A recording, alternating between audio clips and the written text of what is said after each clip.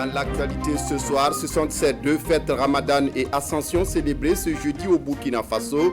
L'une est musulmane et l'autre chrétienne, toutes célébrées dans la piété et la confraternité religieuse pour renforcer la paix et la cohésion sociale dans le pays. Quel sens donner à ces célébrations? Comment analyser cette coïncidence? Comment ces fêtes sont célébrées, notamment le Ramadan vécu dans les familles? On vous dira tout dans ce journal. Et dans ce journal, les marchés à bétail dans le nord du Burkina Faso qui se désemplissent de jour en jour, la faute à l'insécurité et au terrorisme persistant dans la région. Le prix des animaux est en hausse et le tas de viande qui se vendait à 500 francs passe à 1000 francs au grand marché de Waiguya par exemple. De quoi inquiéter les consommateurs comme vous le verrez dans cette édition. Et dans cette édition, coup d'État ou pas au Tchad, faut-il sanctionner le pays ou non selon les textes de l'Union africaine? Le Conseil paix et sécurité de l'Union africaine qui a enquêté sur la mort du président Idriss Déby et les exactions commises dans le pays fait toujours attendre sa décision de suspension automatique du pays. Mais pourquoi l'Union africaine peine à prendre une décision? Élément de réponse dans ce 20h. Bonsoir et ravi de vous retrouver.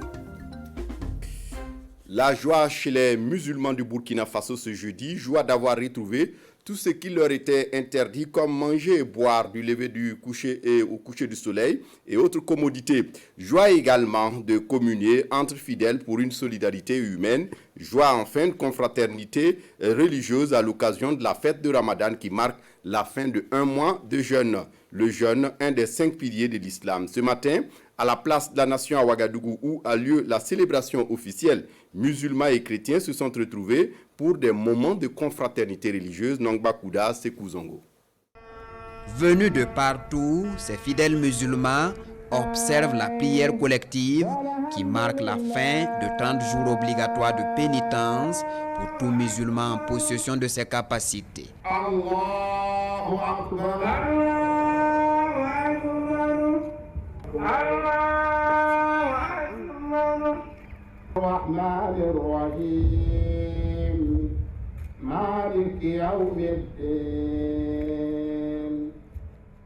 Après 2 rakats sous la direction de l'imam Abdallah Ouedraogo, les musulmans accomplissent ainsi l'un des 5 piliers de l'islam et place aux bénédictions et aux vœux.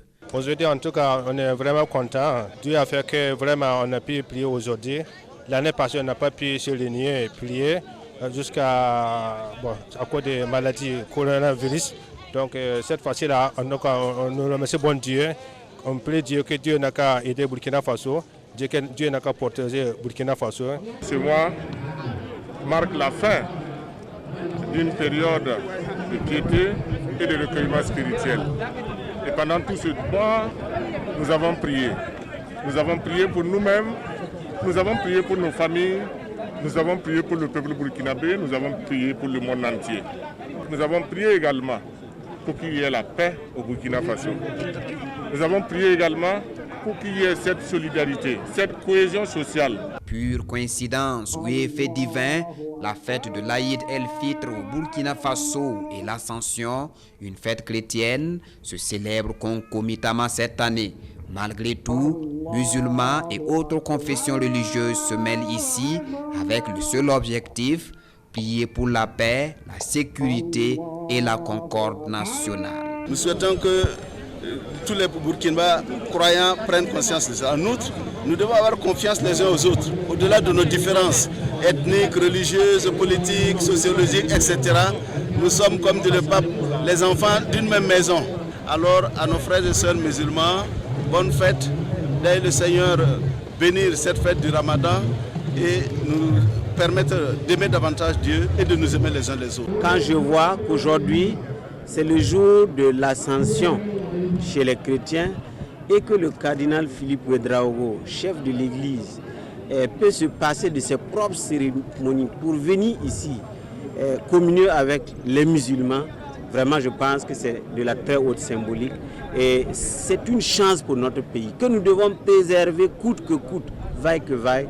Il faut que tous les croyants vivent en symbiose, dans la paix, dans la joie, pour que notre pays soit toujours un havre de paix. L'imam Abdallah Ouedraogo, en plus d'appeler à son tour à l'entente entre Burkinabés, ajoute dans son sermon que tout musulman, pour avoir toutes les bénédictions de l'année, doit poursuivre 6 jours encore, en plus des 30 déjà accomplis. Contexte sanitaire et sécuritaire oblige, c'est dans la discipline et le respect des mesures barrières que les musulmans célèbrent la fin du mois de Ramadan.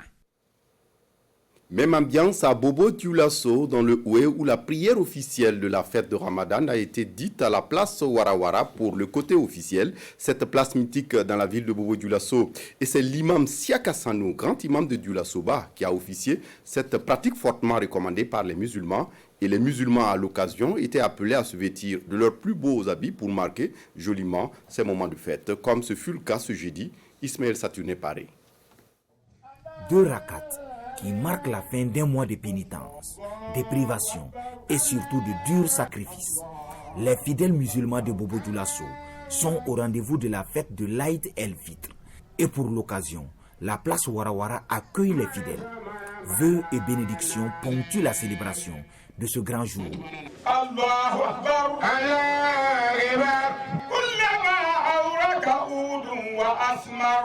Nous venons de terminer un mois de pénitence et nous souhaitons en tout cas que la grâce d'Allah puisse se répandre sur le Burkina Faso en termes de paix.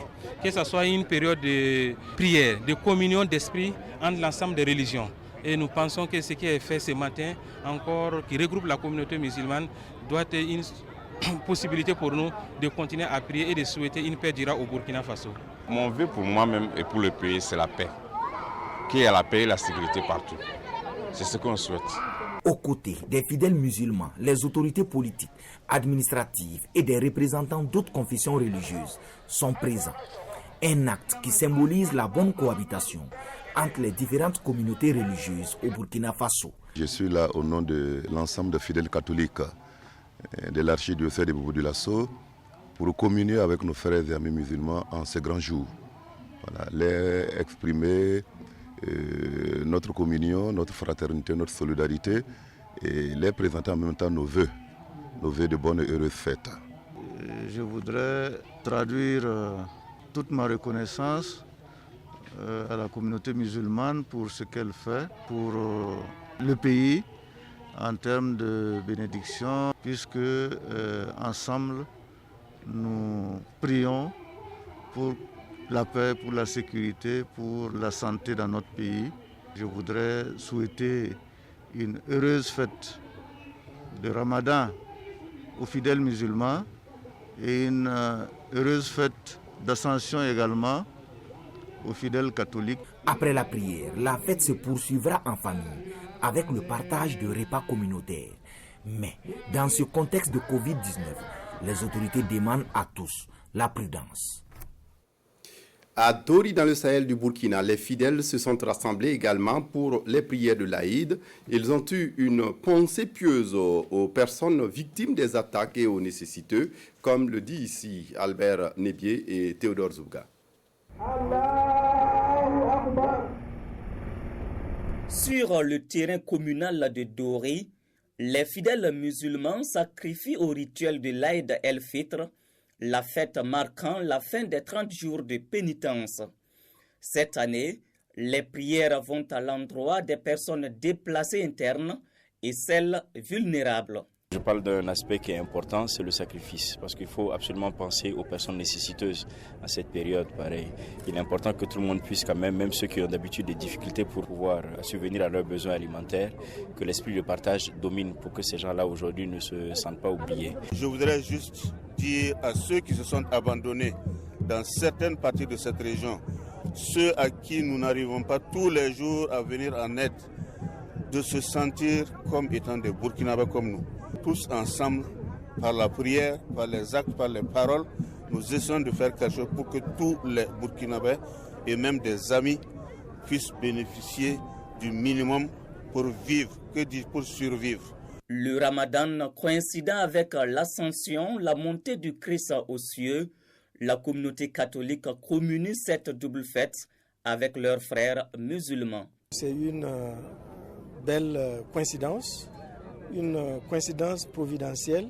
Alors je souhaite à nos frères musulmans que ce jour de fête soit un jour béni où ils recueillent les grâces abondantes de tous les efforts qui ont été faits pendant tout le mois du Ramadan, le jeûne, le partage, la prière.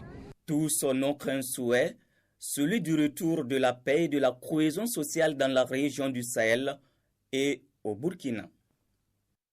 Ouaïguya, dans le nord, n'est pas en reste. Dans cette célébration de l'Aïd, les musulmans de la ville se sont retrouvés pour la grande prière en plusieurs endroits de la ville. Cette fête, faut-il le rappeler, est l'une des plus importantes du calendrier musulman, marquant la fin du mois sacré de Ramadan.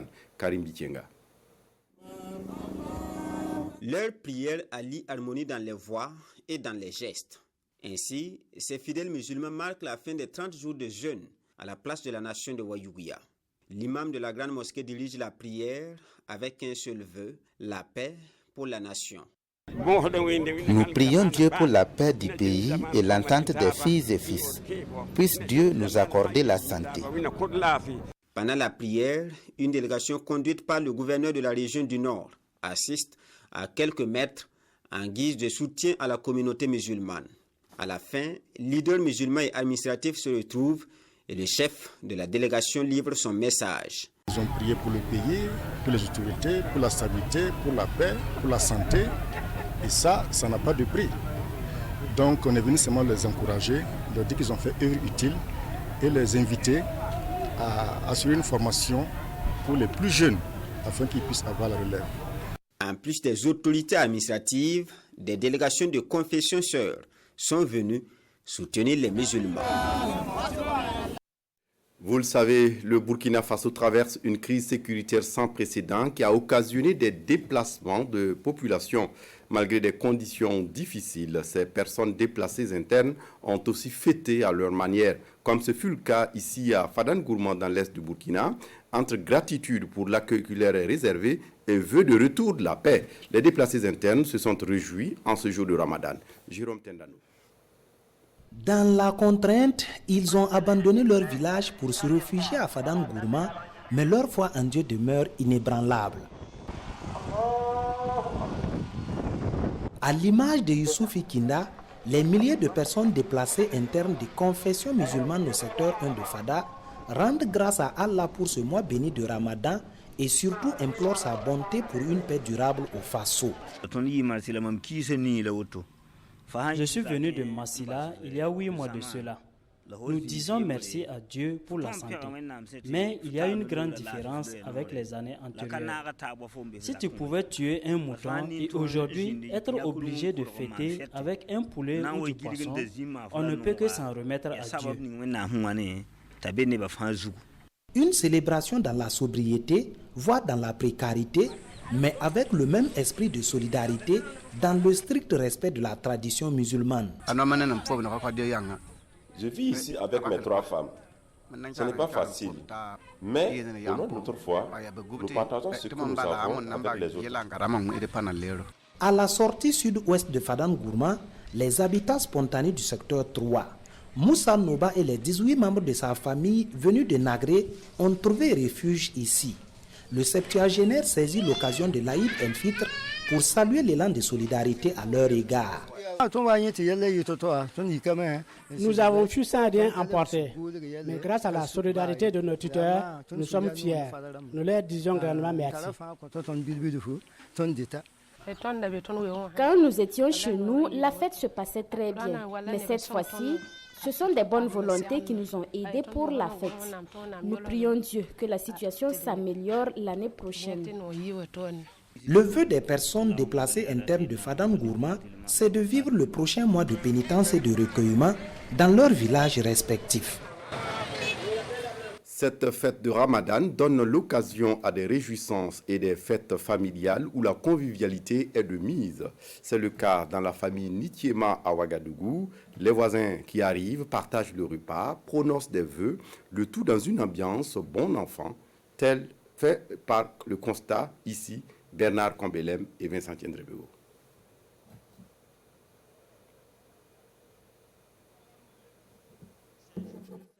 Et la famille Nikema reçoit des visiteurs. Ce sont des voisins, des jeunes du quartier qui arrivent pour les salutations d'usage. L'accueil est chaleureux et les échanges empreints d'amitié. La boisson et le repas sont servis. Pour les visiteurs, c'est ainsi qu'ils célèbrent le Ramadan. C'est mieux d'être en compagnie que d'être seul. En nous retrouvant ensemble pour une visite, il n'y a rien de tel. On doit se réjouir pour la fête. Et pour cela, on ne doit pas rester cloîtré chez soi. Le sieur Nikema, lui, est comblé par cette visite. C'est un beau moqueur de savoir que les jeunes du quartier viennent pour te rendre visite. Ça prouve aussi qu'il y a une cohésion entre les jeunes du secteur. Dehors, la cuisine se poursuit. Beaucoup d'autres visiteurs sont attendus jusqu'à la fin de la journée. Depuis ce matin, on ne fait que travailler. Et ce n'est pas encore fini. On prépare beaucoup de bonnes choses. De la viande, des frites, de la salade, etc. D'autres visiteurs sont encore attendus. Sincèrement, il y a plein de problèmes. Et la vie est chère. Mais on rend grâce à Dieu. Du moment où on est en bonne santé, on rend grâce à Dieu. Que Dieu garde le Burkina Faso des terroristes. Que ceux aussi qui sont les déplacés les internes, que Dieu fasse en sorte qu'ils puissent retrouver leur maison aussi. Voilà, c'est surtout ça quoi. Nous fêtons ici, mais nous avons une pensée envers eux. Après un petit moment de partage, pas de temps à perdre pour les visiteurs. Ils doivent continuer à faire la ronde pour saluer et présenter des vœux dans plusieurs familles. Un jeudi 13 mai de célébration au Burkina Faso, alors que les musulmans étaient réunis pour la grande prière de l'Aïd el-Fitr. Les chrétiens, quant à eux, étaient dans les églises et autres temples pour la messe à l'occasion de l'Ascension. 40 jours après Pâques, les chrétiens catholiques célèbrent donc la montée de Jésus au ciel. Pour les chrétiens, cette célébration, notamment l'élévation de Jésus après sa résurrection, constitue un événement fondateur de la foi en Christ. Césaire Carrefour et M. Solange Guigma.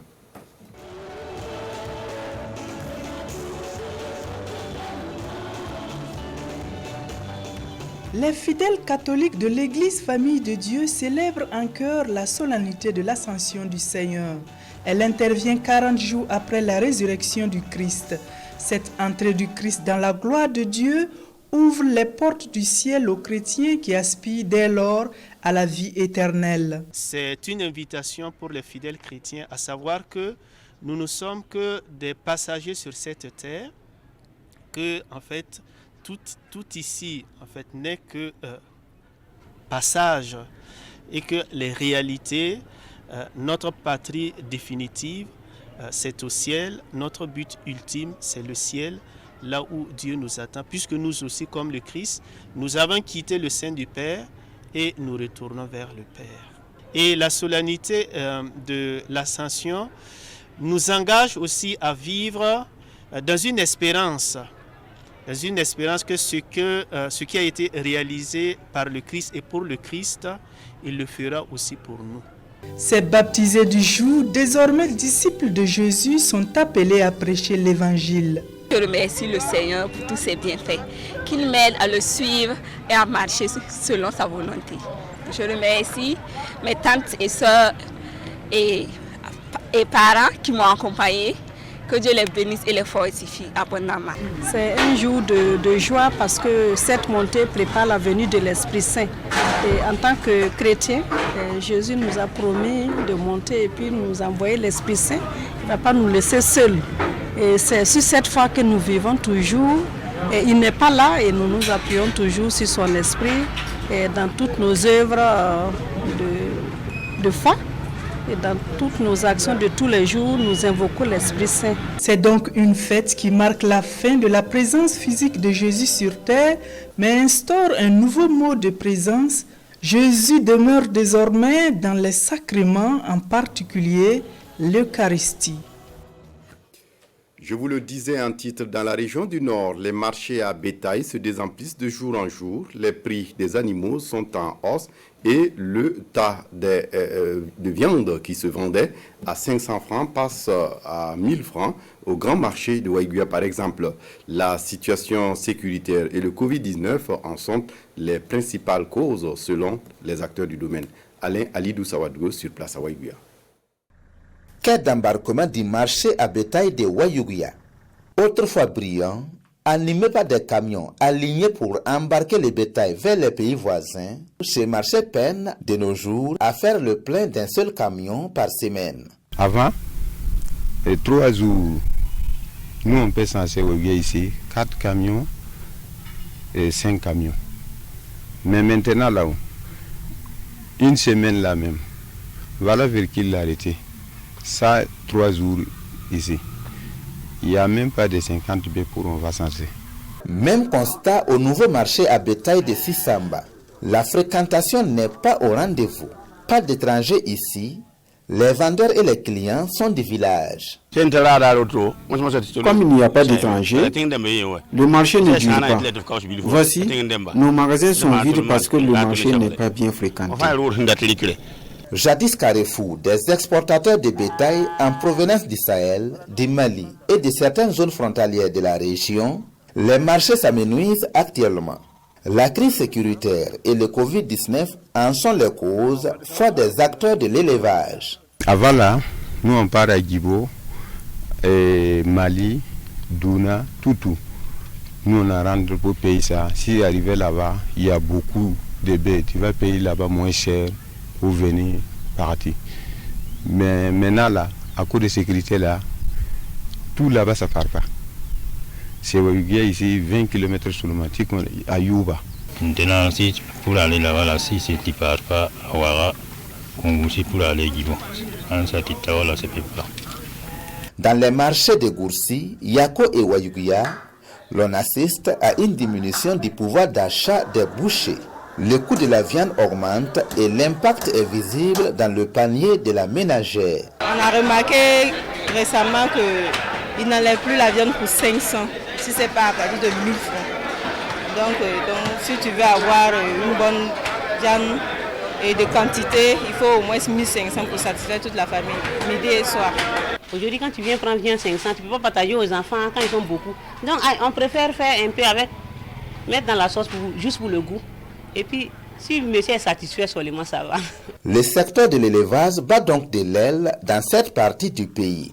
En plus de la double crise qui paralyse le secteur, les exportateurs de bétail font face aux difficultés liées au contrôle routier, surtout au Burkina. Si nous arrivons à Côte d'Ivoire, à la frontière de Côte d'Ivoire, ou Angolo, là-bas, là, si tu fais une papier de 65 000, tu vas rentrer jusqu'à Pourboué, jusqu'à la mer. Mais Burkina, ici, là, nous, on peut faire les papiers, là, 200 000. Si tu fais ce papier, là, 200 000, la route, là aussi, immense, 200 000 encore. Ça fait 400 000 à Burkina, ici. Nous avons tous les documents, mais il faut payer forcément. Si tu refuses, ils vont te faire traîner et les animaux vont mourir. Pour avoir un veau dans les marchés, il faut débourser au moins 150 000 francs CFA. La filière bétail-viande reste donc un domaine agonisant au nord du Burkina. Le ministre de la Culture dans les ateliers de François Ier à Koudougou, le créateur burkinabé de mode ethnique avait inauguré une fabrique de textiles en 2018 à Koudougou, une rareté au Burkina Faso où l'essentiel de la production est exportée brute. Et pour le ministre de la Culture, il s'agit d'aller encourager l'initiateur de cette usine de textiles bio du pays, Amadou Marcelto. Le ministre de la Culture dans les locaux de l'unité de production créative François Ier à Koudougou. Ici, le prêt-à-porter est permanemment créé sous toutes ses formes, exclusivement à base du coton. Teinture, tissage, production et commercialisation, la mode éthique prend ici forme grâce au promoteur François Yamego. Notre devoir, c'est de continuer en tout cas à l'appuyer financièrement, à l'aider pour qu'il puisse acquérir plus de matériel et bien sûr utiliser plus de personnes, plus de jeunes. Et il faut dire que j'ai aussi été sensible au fait qu'il utilise des étudiants qui sont toujours étudiants, mais qui viennent quand même apprendre ici à faire quelque chose de leurs mains. Et c'est très important parce que ça nous forme ici des gens de demain qui seront aussi autonomes en montant justement leur propre industrie dans ce domaine. Et je crois que vraiment il est à féliciter. Nous allons continuer dans le sens en tout cas de l'appui financier. Et je crois que s'il a besoin d'un appui technique, il en aura certainement. Mais je crois que ce domaine-là, on ne doute pas un instant. Il a déjà toutes les compétences pour pouvoir produire un bon Danfani et un Danfani donc qui se vendent à l'international. Créé en 2017, grâce en partie au Fonds de développement culturel et touristique, François Ier prône surtout la semi-industrialisation des métiers de la mode en tant que créateur. Le STI a actuellement une effectif à Ouaga. Il n'y a pas que Koudou, hein. J'ai 20 personnes à Ouaga, à Pasmanga. Et François Ier a fait son chemin. François Ier a créé l'industrie ici en 2017. On a commencé, on n'avait même pas 10 personnes. Aujourd'hui, on est à 50. Et sans compter les emplois indirects qu'on a créés et l'impact qu'on a fait dans la ville. C'est-à-dire aujourd'hui, à travers François Ier, il y a beaucoup de créateurs qui travaillent, il y a des tisserands qui travaillent, il y a des teinturiers qui travaillent. On essaie d'organiser le secteur. Notre souci est que la mode rentre dans le patrimoine, comme beaucoup de pays l'ont fait. En attendant, il est d'ores et déjà à l'origine de l'initiative des coopératives des tisseuses et des regroupements de jeunes couturiers de la région du centre-ouest pour mieux promouvoir la création et le textile burkinabé.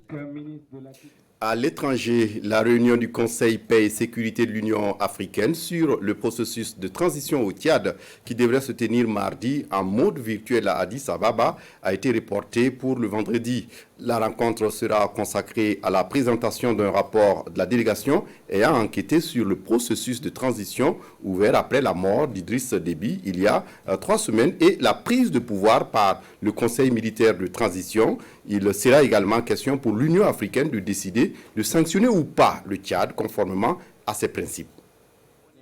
L'Union africaine prend son mal en patience concernant la situation au Tchad.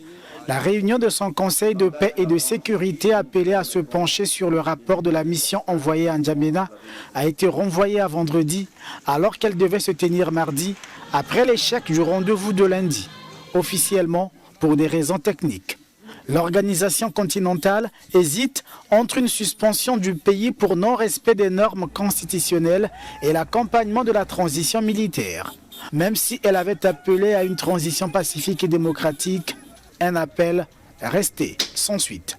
Pendant que l'UA tergiverse, la situation dans le pays reste préoccupante. La coordination citoyenne Wakitama, une coalition de partis d'opposition et des acteurs de la société civile, appelle à manifester le 19 mai contre la junte dirigée par le général Mahamat Déby Itno.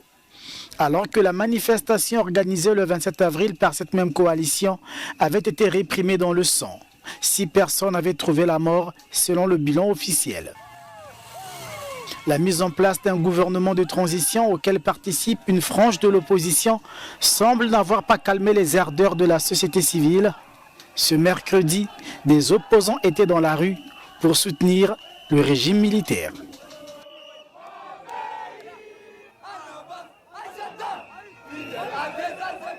Et puis en Ouganda, le président Yoweri Museveni, élu en janvier dernier avec près de 60% des voix, a été investi ce mercredi 12 mai comme chef d'État.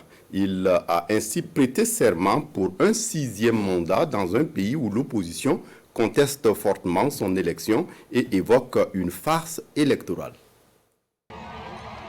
Le président ougandais Yoweri Museveni a prêté serment pour son 6e mandat. Le chef d'État à la tête de l'Ouganda depuis 35 ans a remporté les élections générales organisées au mois de janvier 2021. Si les résultats officiels le donnent gagnant avec plus de 58% des voix, ses opposants, parmi lesquels le chanteur Bobi Wine, ont vivement dénoncé des irrégularités au sein du scrutin. L'événement a été placé sous haute surveillance. Bobi Wine, principal opposant arrivé 2e au scrutin et absent de la cérémonie, a déclaré que des policiers avaient assiégé sa maison pour l'empêcher d'en sortir. La cérémonie d'investiture en grande pompe s'est déroulée devant 4000 invités. 7 chefs d'État africains étaient également attendus, comme Uhuru Kenyatta, le chef d'État kényan, et son homologue somalien Mohamed Abdullahi Mohamed. Et avant de refermer ce journal, je voudrais rendre un vibrant hommage à un collègue, un confrère, un grand frère. Ces hommes de l'ombre sans qui il n'y a pas de journal télévisé. Léon Claude Kambou est opérateur de synthé depuis 28 ans à la télévision du Burkina. Ce jeudi 13 mai 2021, c'est son dernier journal car il est admis à la retraite, remis à ses parents comme on le dit couramment ici au Faso. Toute l'équipe du 20h lui souhaite de profiter d'une retraite paisible. Mon colonel, comme on vous l'appelle affectueusement, tu as vraiment assuré. Merci pour tout. Voilà, c'est tout pour cette édition. Merci de votre attention. Très bonne suite de programme sur la RTB. Au revoir.